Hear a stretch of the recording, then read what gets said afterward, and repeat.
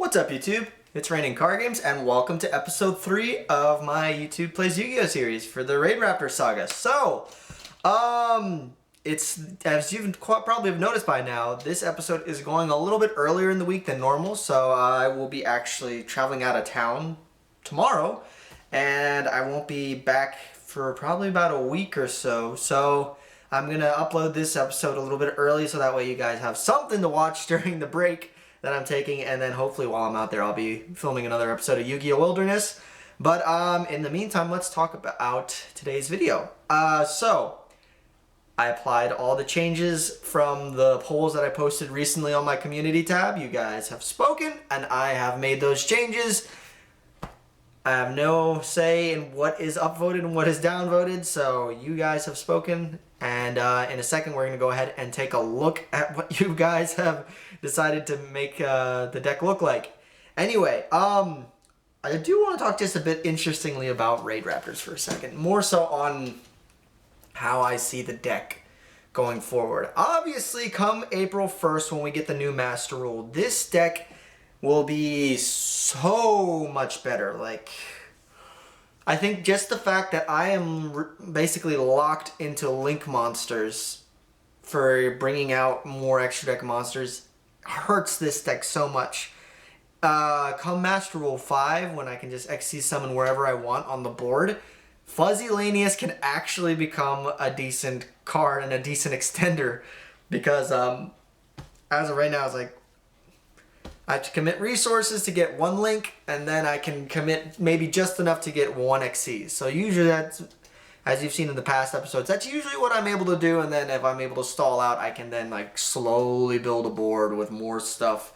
But right now it's kind of slow, but I think come April 1st, I'll be able to spam more out. But granted, like stuff like Fuzzy Lanus locks me into Raidraptor monsters, but there are rank 4 Raidraptors.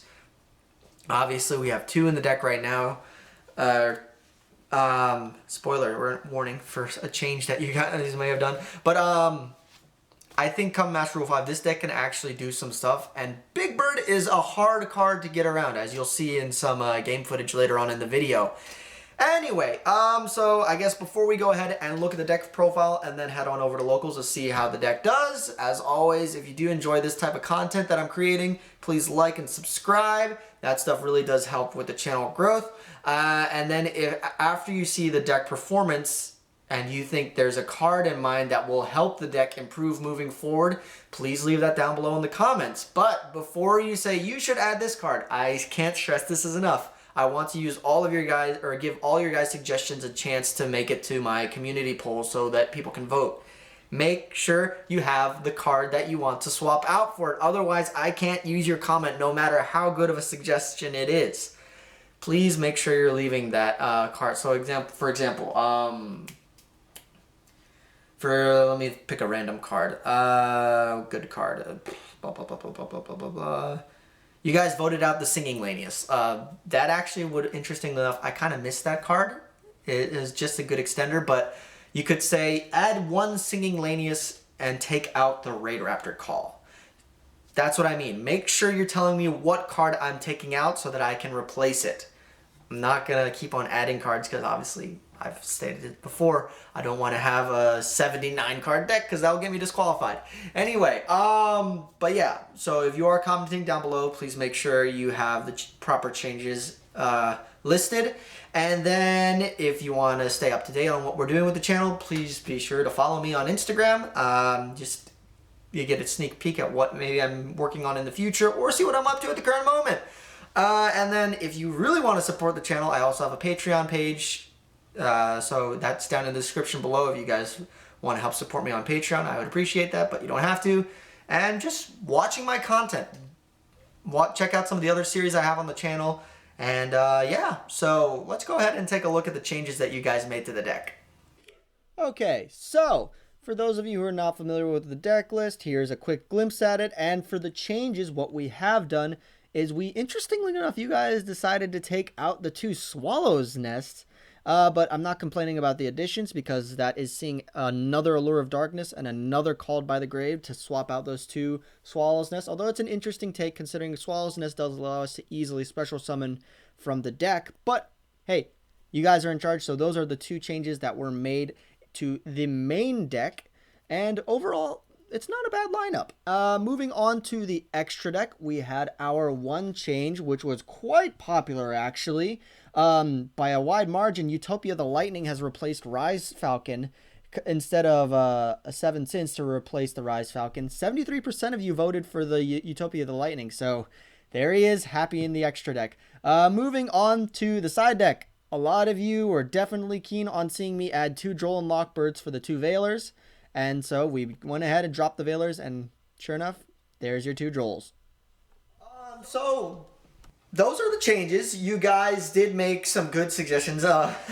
Obviously, there's always one interesting suggestion in the polls that worries me for a bit, but I have no say in putting that in the poll. But you guys made some decent changes, so let's go ahead and take the deck to locals, and let's see how we do.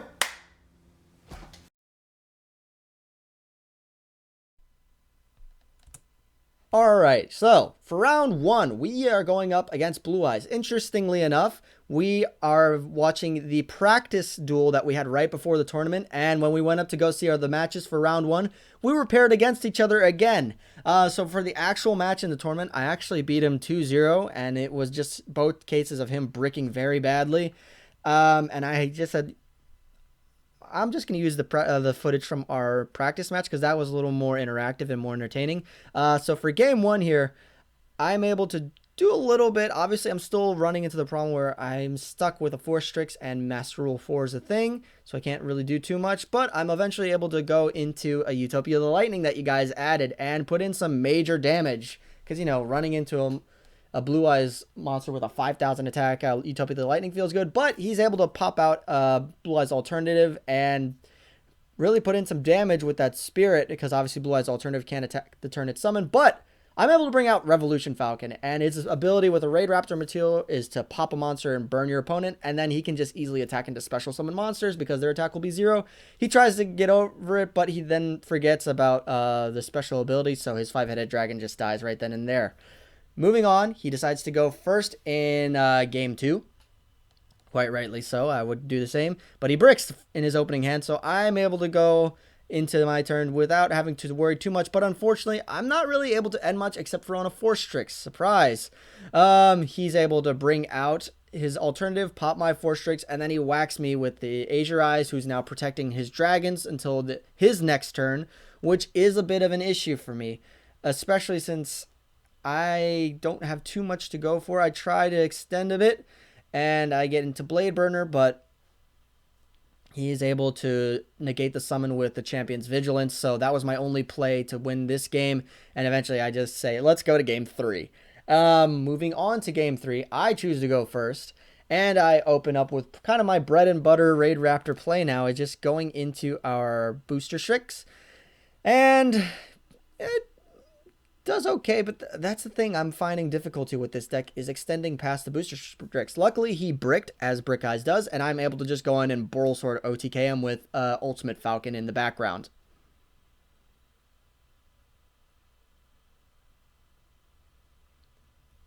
Alright, so if you don't recognize the mat by this point, you probably haven't been paying attention to my videos. This is my friend Quentin, and he decided to try out his Super Quants. We actually rolled the die and said, what deck you should try? It's like Trains, Fluffles, Quants. Fluffles won the die roll, but I said, like, play what you want. So he was playtesting around with Super Quants, so he decided to go in the tournament with them. And they're interesting to go up against. So, like, there's so many, like, whenever they hit the graveyard, they get effects. There's so many recycling effects. So I'm just trying to figure out how on earth I'm going to go through this. And he made me work. Like, just getting through all these, like, I'm just worried whenever I bounce or destroy monsters, they get their effects in graveyard. It's just tricky. But I'm able to get out a Boral Sword. And just because I'm able to spam the board thanks to all of my special summons from the... Oh my god. Vanishing Lanius. Wow, forgot the name. And, but that's the thing. I kill one of his Super Quants. Boom. Another one special summons because it's sent to grave. It's just this reoccurring ability that they have made it quite troublesome. But I'm able to get out a Blade Burner Falcon because my life points are less than them and destroy his field. And I can take game 1. Moving on to game 2. He goes first. He starts doing a whole bunch of shenanigans, which I don't quite understand yet. I only vaguely, just basically am learning on the fly how they work. So I only decided in some generic going second cards because I did not know what I'm supposed to do with Super Quants, Abyss Dweller, and stuff like that. I would think doesn't quite work because it's when they're sent. They don't activate their effects in grave. It's just when they're sent. So, it's interesting. But I am able to get out Big Bird, thanks to Last Strix, which is great. And then it's just at this point, it's now, all right, I'm going to control the field because I have my boss monster out on the field. Interestingly enough, I feel like just because of the amount of spam ability that he's able to get, Final Fortress Falcon would actually have helped in this kind of matchup because Final Fortress Falcon has the ability to detach material and then start to attack multiple times. And then as long as it has a Raidraptor material on it, it's unaffected, just like Ultimate Falcon. But eventually I was just able to just maintain a board presence, and at one point he couldn't extend any further. I was able to deal with his back row. He was solemn judgment me, which I was able to play through. And at this point, I just said, combo off, and then I took the game just because Final Fortress Ultimate Falcon. Oopsie doodles. Moving on to our third matchup. We're now 2 wins in a row, and I do not know what I'm playing at this point. At the start of the matchup, I see the swords are revealing, like, so what kind of back row deck is this? I'm able to bring out Satellite Cannon Falcon, which nukes his back row, which he can't respond to. And then I see the Mystic Mine drop, and it's like, okay, this is going to be interesting. I don't think I had to remember. I didn't think off the top of my head that I had any back row removal, but I wanted to just play it out a bit to see what kind of version of Mystic Mine I'm playing against. And then I see the draw cards, and then I see the Exodia pieces, and then I realize, okay, this is the kind of deck it is. And yeah, he eventually is able to just draw into Exodia because I have no back row disruption to stop his plays. Moving on to game 2. He is obviously sided in some great stuff like Prohibition and stuff to basically call out my Twin Twisters, which I only have 1. So I'm really relying on hoping that I get my Cosmic Cyclones. And I'm able to get rid of the Prohibition with the Cosmic just so that I know further down the line that Twin Twisters will become very handy to get rid of the Mystic Mine if I'm ever going to expect to win this game. But, of course, it's just I only have 4 generic pieces of back row removal with the evenly matched 2 Cosmics and the Twin. So the odds of me drawing into those are not the highest. I mean, they're there, but really at the rate he's able to just stall me out and draw so many cards with all the draw power that he's running, once again, he is able to draw into all 5 pieces, and he takes the match 2-0.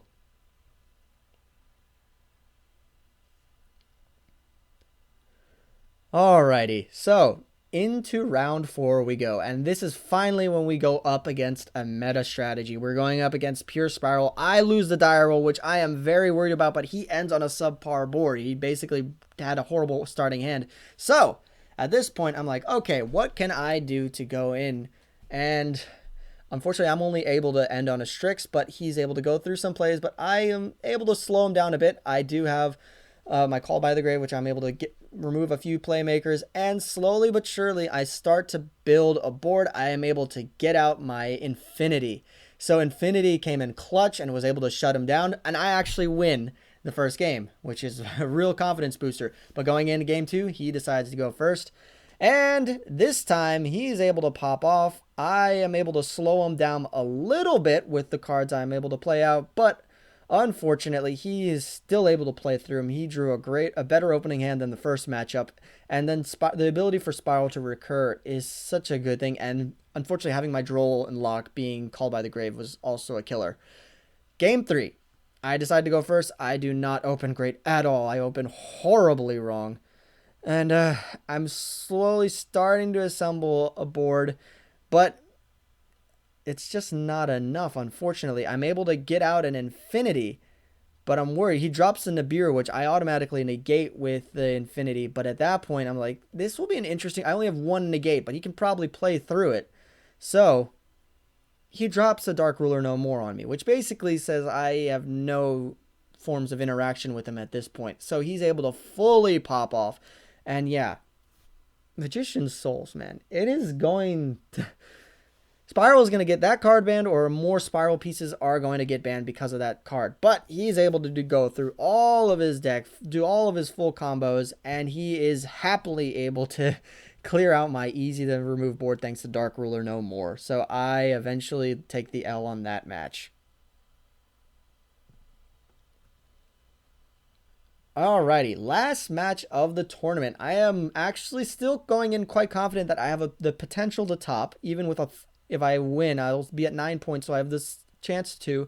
And I'm going up against Trap Trick, which is interesting, but I'm able to turbo out Ultimate Falcon.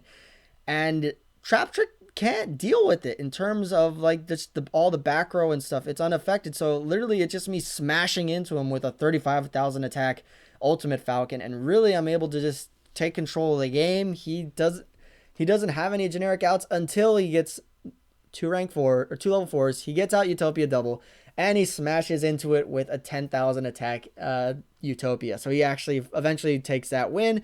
Going into game 2, I know what I'm siding in. I side in all my back row removal. I know he's running a lot of floodgates in the back, and I'm able to actually turbo out Ultimate Falcon, but then I forget, and when he points out, Astral Force can't be used the turn I special summon. So unfortunately, I'm left with an open board. So it's just a matter of, can you get game on the board to take it? And he is just about able to get enough damage on field to kill me 2 turns later, which is unfortunate. I really have to pay attention to that effective Astral Force, but that'll do it. Oh, okay. So we're back in the studio. You guys just saw how the deck did, and now I leave it to you guys. Let me know how I can change the deck moving forward for the next episode. Obviously, the next episode will be in 2 weeks from now. This is every other week, as the other as Sealed Only Samurais, our other ongoing series that's every other week. So let me know what changes you'd like to see in the deck. Remember, as always, please be sure to include the card that you're taking out so that I can add your suggestion in. And for those of you who are not familiar with the process, the comments down below, the ones that receive the most likes, will be able to qualify for the poll. So I will choose the most popular comments for extra deck, side deck, and main deck changes, and then I'll make separate polls for each of those categories. And then it's up to you guys. I'm always a little bit nervous just because sometimes the suggestions you guys leave are head scratchers. Yeah. Anyway, that's going to do it for today's video. Thank you guys so much for tuning in, and I will catch you in the next video.